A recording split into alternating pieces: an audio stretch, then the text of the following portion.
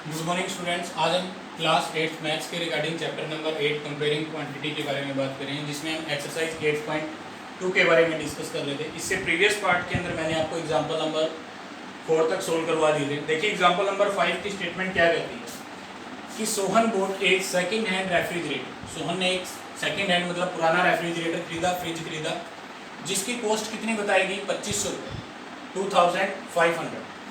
Then he spend ₹500 on its repair. अब इसका मतलब क्या हो गया? अगर वो पुराना है मतलब सेकंड हैंड है तो उसके अंदर कोई ना कोई कमी है या कोई ना कोई फॉल्ट है, उसको ठीक कराने में उसे कितने रुपए का खर्च लग गया? 500 रुपये और खर्च कर दिए उसको।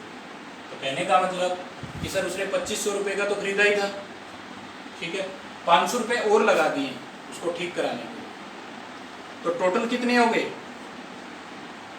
3000 रुपये हो गए। 2500 रुपये का खरीदा, 500 रुपये और लगाए तो 3000 रुपये का पड़ गया सर उसको। अब कहता है कि सोल्ड इट, फिर और इसके बाद में वो रेफ्रिजरेटर को बेच देता है कितने रुपए में? 3300 रुपये में बेच देता है। 3300 में सर सेल कर रहा है।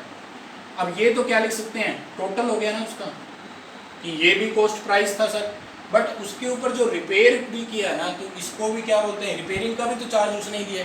तो टोटल अमाउंट कितनी होगी उसकी? 300 रुपीज़, 3000 रुपीज़ होगी।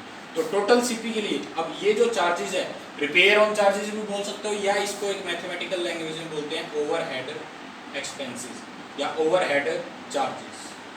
Got it? जो प्रीवियस कॉस्ट प्राइस था और ओवरहेड चार्जेस दोनों को मिला के मेरे पास क्या आ गया? टोटल सीपी आ गया, टोटल कॉस्ट प्राइस आ गया। अब ये कहता है कि इतने में उसने सेल भी कर दिया है, आगे ठीक करा के उसने सेकेंड हैंड किसी से खरीदा, 500 रुपये उसके ऊपर लगाए और अब आगे 3300 रुपये में उसको सेल कर रहा है सर, बेच रहा है। अब सीधी सी बात है, 3000 रुपये का उसका पूरा ओवरऑल में जो फ्रिज था वो पड़ गया है और 3300 रुपये में बेच रहा है, तो कितने रुपये का प्रॉफिट होगा? प्रॉफिट होगा। क्यों होगा? क्योंकि सर एसपी ग्रेटर है और सीपी क्या है? लेस देन है।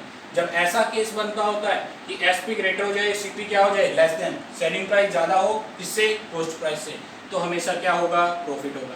कितने का प्रॉफिट होगा? तो एसपी माइनस सीपी करते हैं, SP minus CP. SP minus CP करोगे तो एसपी की वैल्यू क्या होगी?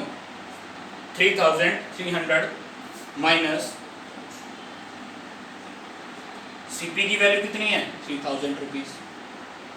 अब इसमें से 3300 रुपये में से 3000 मैंने माइनस कर दिए तो 300 रुपये का प्रॉफिट आ गया सर। उसने यही पूछा था, बट उसने क्या पूछा? फाइंड हिज लॉस और गेन। अब लॉस परसेंट, ये गेन क्या होता है? गेन को प्रॉफिट भी बोलते हैं। गेन क्या होता है? प्रॉफिट। कई बार वो प्रॉफिट बोल देता है, कई बार वो गेन परसेंटेज। हमें या तो उसका लॉस परसेंट फाइंड आउट करना है या उसका प्रॉफिट, क्योंकि बीच में क्या लगा हुआ है? और वर्ड लगा हुआ है। अगर लॉस होता है तो लॉस परसेंट निकालते, अब क्या हुआ है? प्रॉफिट हुआ है सर।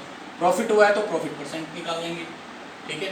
प्रॉफिट परसेंट का फार्मूला आपने पढ़ा ही था, क्या होता है? Profit divide by CP multiply में 100। पी का मतलब क्या है यहाँ पर? प्रॉफिट। अब एक बात और भी ध्यान रखनी है, क्या कि जो प्रॉफिट होता है वो हमेशा किस पे होगा? सीपी पे होगा। तो इसीलिए फार्मूला क्या हो गया? Profit divide by CP multiply में 100। प्रॉफिट कितने रुपीज़ का है मेरे पास? 300 रुपीज़ का। सीपी कितना है सर मेरे पास? अब सीपी ये वाला नहीं लेना है, क्योंकि मैंने उसके ऊपर एक्स्ट्रा ओवरहेड चार्जेस भी तो लिए हैं। टोटल सीपी कितना है? 3000 मल्टीप्लाई में 100। 20 से 20 पर, 10 से 10 पर, 3 1 जा 3। तो ये मेरे पास कितना आ गया? प्रॉफिट परसेंटेज में कितना आ जाएगा? 10%। ये इस क्वेश्चन का आंसर, ठीक है। ये तो मैंने शॉर्ट में समझाया कि आप इसको कैसे सोच सकते हो। लिखने का तरीका क्या है वो आपको भी पता है कि हम लिखेंगे कैसे सर। ये तो हमने जैसे स्टेटमेंट को देख के सोच लिया है, तो इसको स्टेटमेंट में कैसे लिखोगे वो देखिए।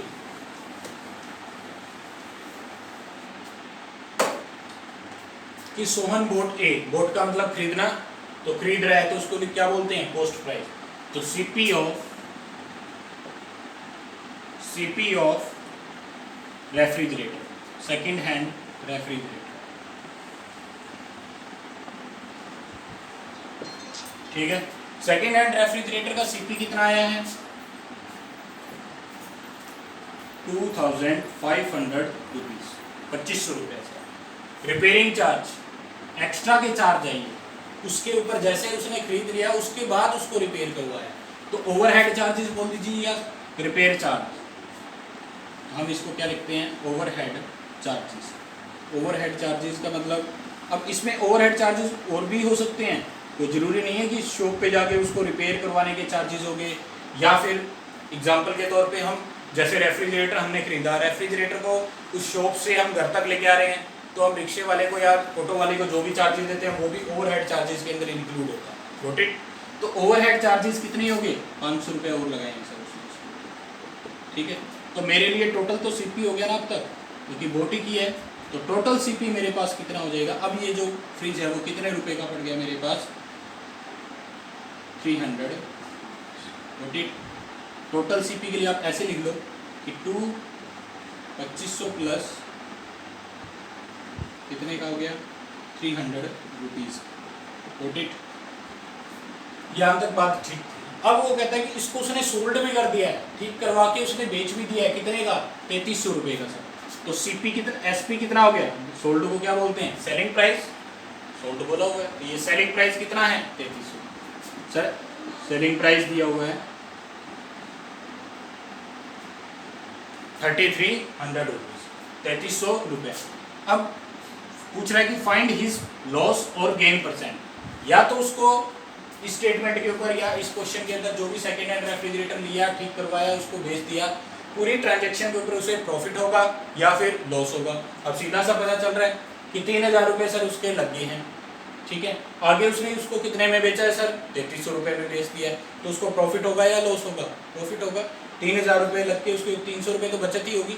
तो क्या लिखा नहीं कि इस केस में मेरे पास क्या है, S P is greater than C P, then क्या होता है, प्रॉफिट, प्रॉफिट होगा।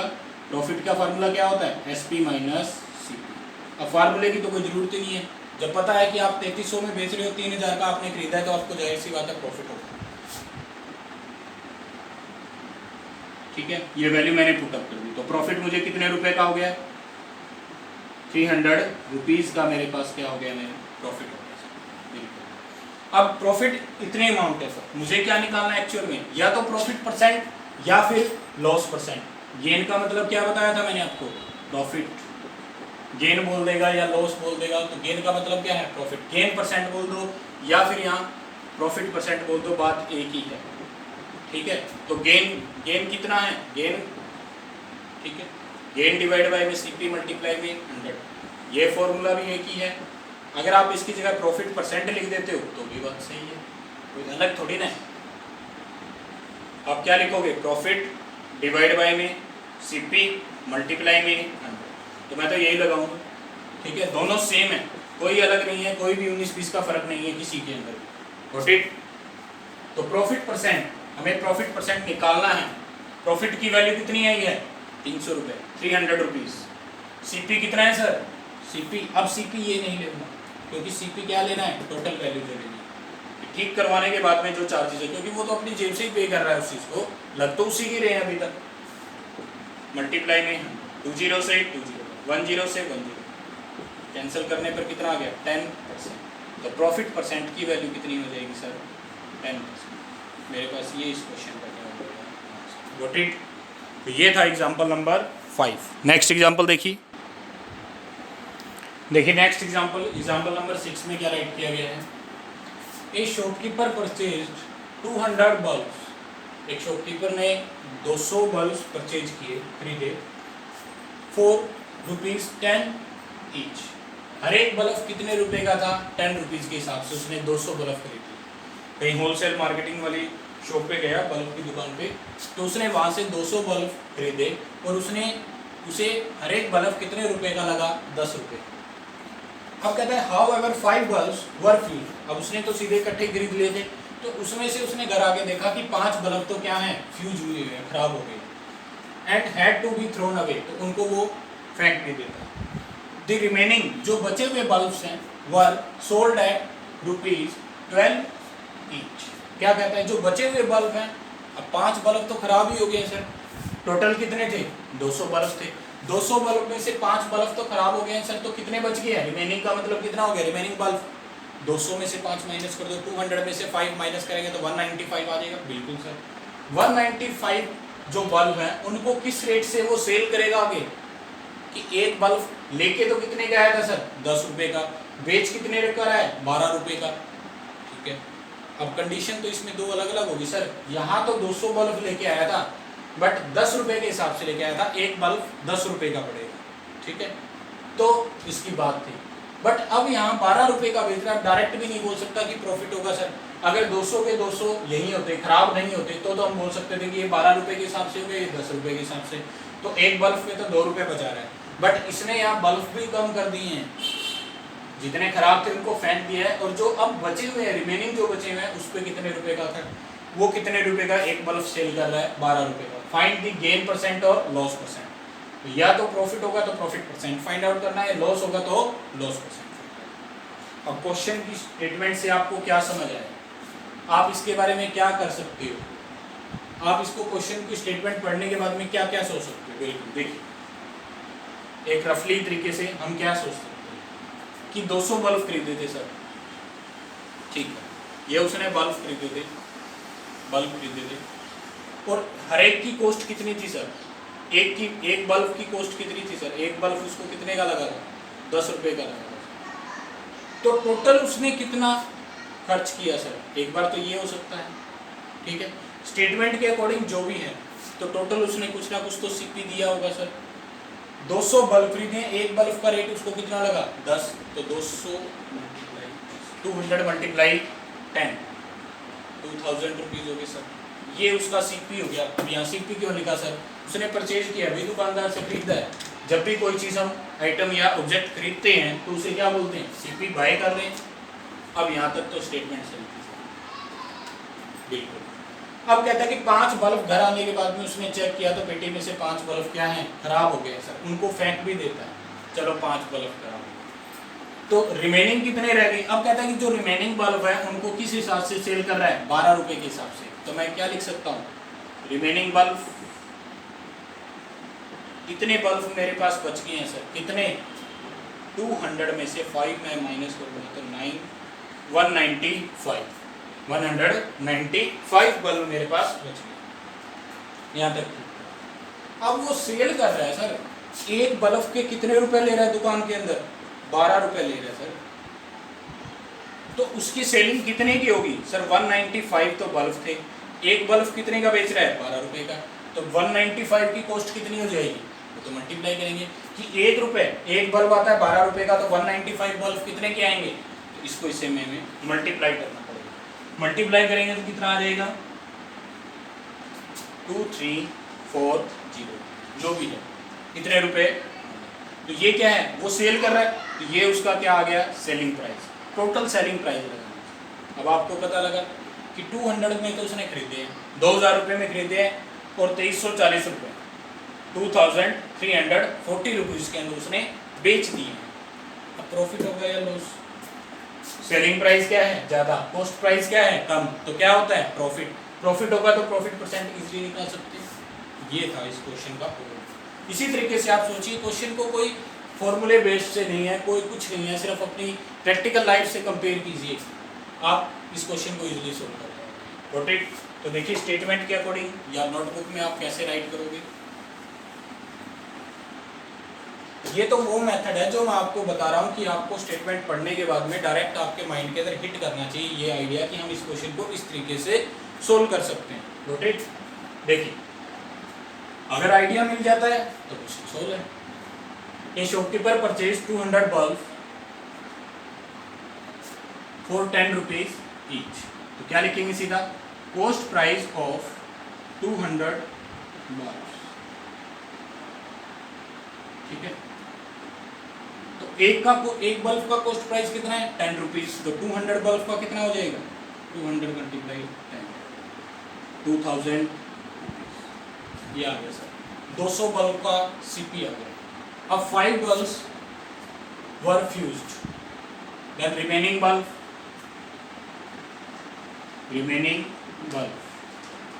बल्ब कितने बचे जब वो खराब हो गए, तो टोटल कितने थे, total bulb minus fused bulb, fused कितने हुए टोटल कितने थे 200 बल्ब थे सर, फ्यूज कितने हो गए 5 हो गए सर, तो रिमेनिंग में कितने आएंगे 195 रिमेनिंग बल्ब। अब कहता है जो रिमेनिंग बल्ब है उनको 12 रुपए के हिसाब से ईच लिखा हुआ है सर, यहाँ ईच वर्ड का मीनिंग है कि प्रत्येक को हर एक को वो 12 रुपए के हिसाब से सेल कर रहा है। तो सेल कर रहा है तो क्या हो गया सेलिंग प्राइस, तो क्या लिखेंगे सेलिंग प्राइस ऑफ, अब यहाँ 200 तो नहीं लिख सकता, बचे ही कितने हैं 195 bulb. Selling price of 195 bulb, एक बल्ब का प्राइस कितना है 12 रुपीज़, तो 195 का क्या हो जाएगा। अब कुछ बच्चे कहेंगे सर यहाँ मल्टीप्लाई क्यों कर रहे हैं, अरे जब हमें एक की वैल्यू पता होती है, ज़्यादा की वैल्यू हमें निकालनी होती है तो क्या करेगा मल्टीप्लाई ही करेगा। जब हमें ज़्यादा की वैल्यू पता होती है, एक की वैल्यू निकालनी होती है तो हमें डिवाइड करना पड़ता है। कैसे, जैसे मैंने कहा कि 1 रुपये में 4 टॉफ़ियाँ आती हैं, तो 10 रुपये में कितनी आएंगी, तो आप कहोगे सर 4 × 10 करेंगे तो कितनी आ जाएगी 40 टॉफ़ीज़। 1 रुपये की 4 टॉफ़ी आती हैं, ठीक है, तो 10 रुपये में कितनी टॉफ़ी आएंगी, 4 × 10 कर देते हैं। अगर यही क्वेश्चन उल्टा होता कि 40 रुपीज़ की आपके पास 10 टॉफ़ीज़ आती हैं, 40 रुपीज़ की कितनी टॉफ़ीज़ आती हैं 10 टॉफ़ीज़ आती हैं, तो बताइए 1 रुपये की कितनी टॉफ़ी आएगी, या फिर 5 रुपीज़ की कितनी टॉफ़ी आएगी। तो पहले हमें 1 की वैल्यू निकालनी पड़ती है, तो 1 रुपीज़ में कितनी आएंगी, तो 10 जो ये वैल्यू होती है डिवाइड में आ जाती है, ये 1 रुपीज़ के अंदर इतनी टॉफ़ी आएंगी। फ्रैक्शन में आ जाए कोई बात नहीं, हमें किसके बारे में पूछना था 5 रुपीज़ के बारे में, तो 10 डिवाइड बाई 40 मल्टीप्लाई 5 इस तरीके से, ठीक है। तो क्वेश्चन में क्या था, अगर 1 रुपीज़ के बारे में दिया हुआ है, ज़्यादा की हमें निकालनी है तो हम क्या करते हैं मल्टीप्लाई। ध्यान रखना मोर वैल्यू या ज़्यादा के लिए हम क्या करते हैं मल्टीप्लाई, कम के लिए हम क्या करते हैं डिवाइड। Got it. ये था मेरे पास कॉन्सेप्ट छोटा सा जो बेसिक के अंदर आता है, कुछ बच्चे इसमें गलतियाँ करते हैं। देखिए तो 12 को 195 के साथ मल्टीप्लाई करेंगे तो आंसर क्या आ जाएगा मेरे पास 2340। इतने रुपीस की उसने बल्ब क्या कर दिए सेल कर दिए। अब सेल कर दिए तो मैंने क्या देखा कि सेलिंग प्राइस तो ज़्यादा आ रहा है सर, किससे कॉस्ट प्राइस से, तो सेलिंग प्राइस अपने आप ज़्यादा, तो क्या होगा प्रॉफिट होगा। प्रॉफिट कितने रुपीस का होगा, selling price minus cost price. Selling price कितना है सर, सेलिंग प्राइस तो 2340 माइनस सीपी कितना है 2000, माइनस करेंगे तो कितना आ जाएगा 340। तो मेरे पास प्रॉफिट की अमाउंट कितनी आ जाती है 340 रुपीज़। प्रॉफिट कितना आ गया मेरे पास, कितने रुपए का उसे प्रॉफिट हुआ 340 रुपीज़।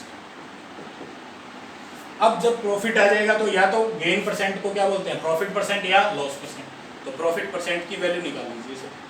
प्रॉफिट परसेंट का फार्मूला आपको बताया हुआ है, प्रॉफिट